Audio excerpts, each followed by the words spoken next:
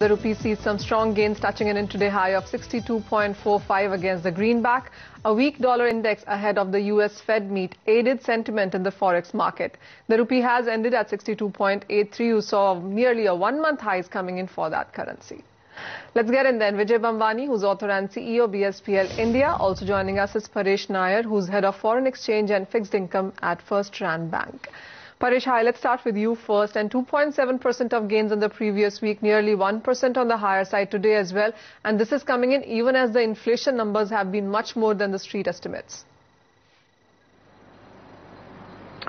Yeah, I think since the time we had the new announcements coming from RBI governor, the sentiment definitely has changed. And also I think it has been aided with some geopolitical tensions easing as Syria war seems to be avoidable right now. So a couple of things have helped INR. And another thing to be noted down is the announcements which have been done for overseas borrowing relaxation for the banks, along with the FCNRB funds which are also permitted to be swapped out with RBI at a lower cost.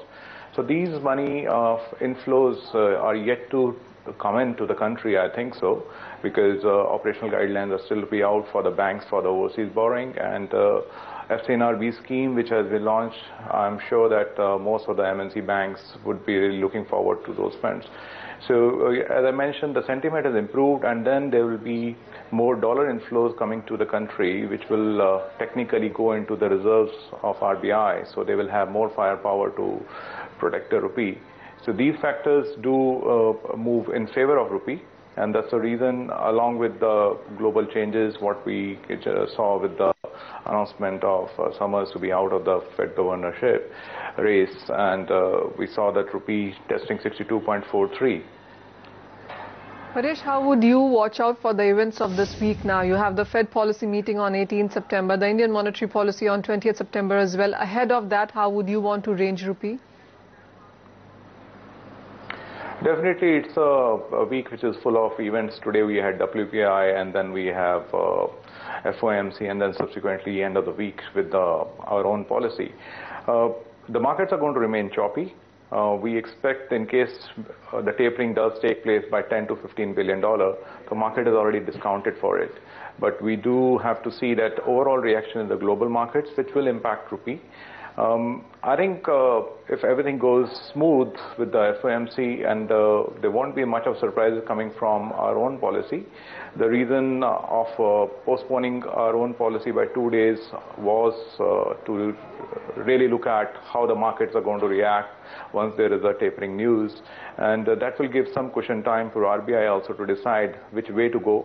And if everything is good, rupee may strengthen further. Definitely we have 62 as a psychological barrier on the lower side.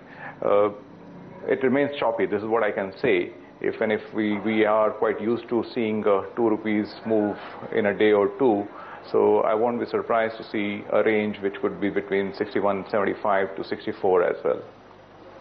Vijay, getting you in the conversation, what's your sense coming in for the currency now? It continues to strengthen. How much more steam on the upside on charts? Manisha, I've been talking about 62.5 to 62.80 band for at least 8 trading sessions or more. And here you have 62.5 being tested on an intraday basis. As far as I'm concerned, I think the decline in the dollar is now nearing a technical end, because there should be possibly a technical pullback in the USD. Now, that does not necessarily mean that the dollar will not